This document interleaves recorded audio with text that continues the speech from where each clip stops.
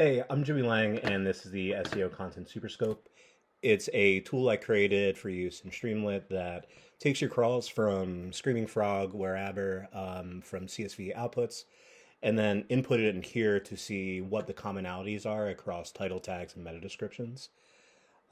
This is the finished state. I just want to go through what you get when you go through it.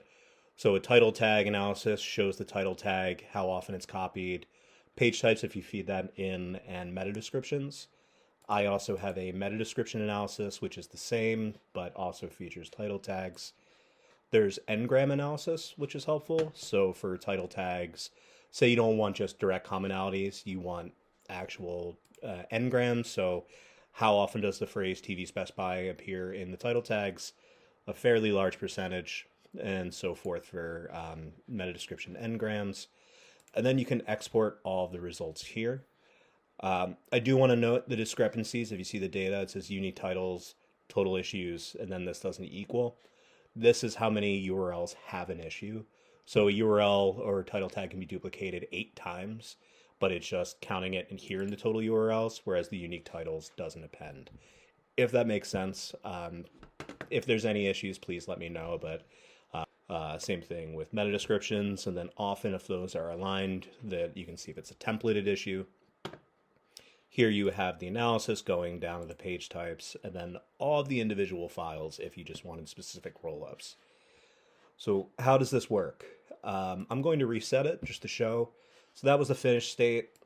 I'm going to upload something with no segment, just to show what it looks like, and then I'm going to process it. So I'm picking the delimiter. What that means is like what its CSV is comma separated.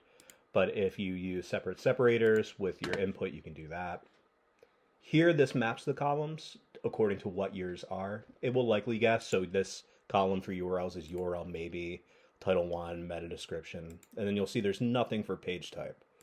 So I'm going to hit confirm column mapping again, and then run analysis. Now, while that's running, I'm going to show what the difference is. So here is the no segment. It's your standard URL, title tag, meta description. There's nothing to it. Pretty much every crawler worth their salt has this. So yeah, I wanted it to be useful, whereas the segment, many URLs I met have many different ways to segment, but some of them have standards, such as Botify, or the page type, where you can quickly roll up and see where the issues are at the page type. That way, instead of an individual URL issue, it becomes a template issue, and you can fix the title tags, meta descriptions using AI, using templates, using the options to open it up become much more vast with something like this to quickly parse. So I have both options, and that's what it looks like. This is how it's already run. Here's the difference. You'll see there's no page type list set up because there's no page type, but all of the other data is set up. You can choose whether or not you want these analysis to make it run a little quicker. But yeah, I will go from here. I will go to export results.